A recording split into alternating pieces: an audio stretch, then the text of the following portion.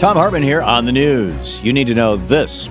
A secret cadre of rich people, corporations, and possibly even foreign powers are buying our elections, and we don't even know who they are.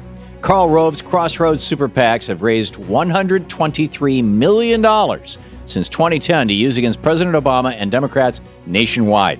That's more money than the John McCain campaign spent in the entire 2008 presidential election.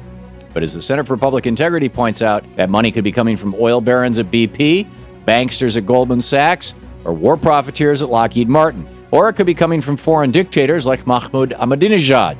After all, Republicans have always been good to the Iranians.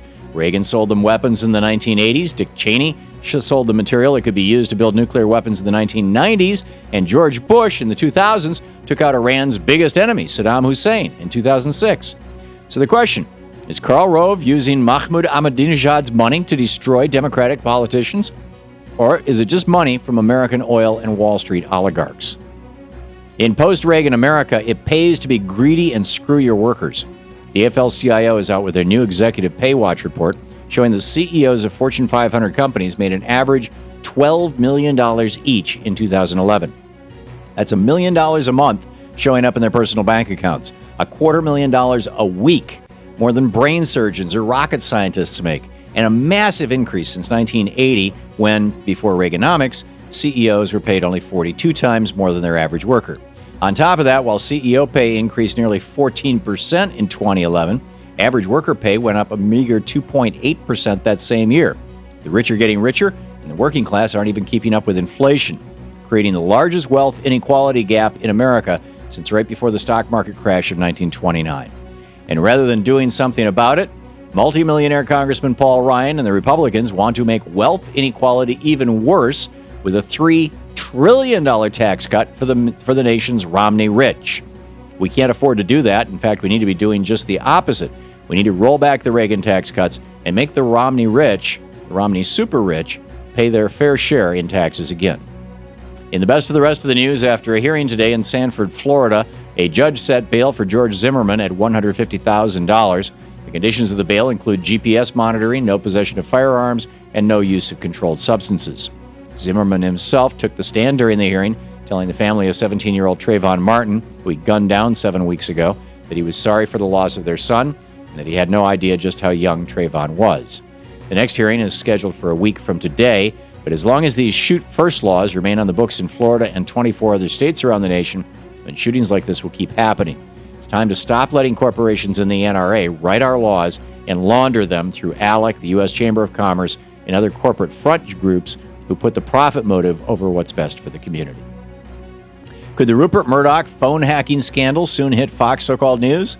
A team of lawyers are in the United States working with at least 10 people who have made complaints against Murdoch's News Corporation, the parent company of Fox News. Most of the complaints are against the now shuttered British tabloid News of the World, but the lawyers claim the allegations extend to Fox News as well. As the lead lawyer, Mark Lewis, said about his client's claims, they are, quote, raising issues against other News Corp titles or Fox News, not necessarily about hacking, but about other untoward dark arts to obtain information that should be private, end quote.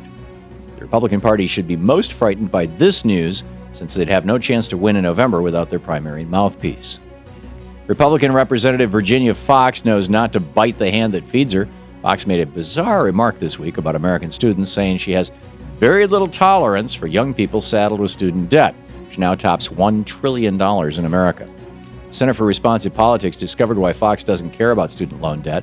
It's because she's making big bucks from for-profit college corporations.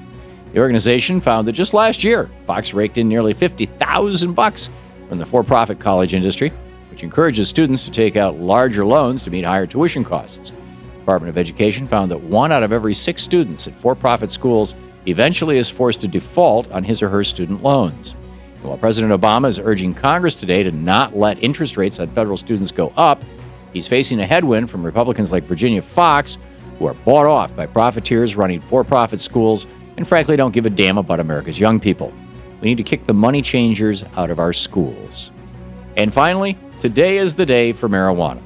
This 420 is the first 420 in history where a majority of Americans support decriminalizing marijuana. And 2 states, Colorado and California, are poised to pass referendums in November to legalize, tax, and regulate the manufacturing and sale of marijuana and pot products.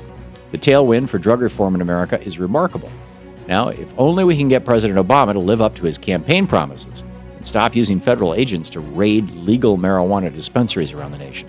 Nixon's war on drugs has failed, so let's hope that by this time next year, our nation will treat marijuana the way it should be treated, as a medicine and a pretty decent recreational drug, taxed and regulated like alcohol. And that's the way it is today, Friday, April 20th, 2012. I'm Thom Hartmann on the news.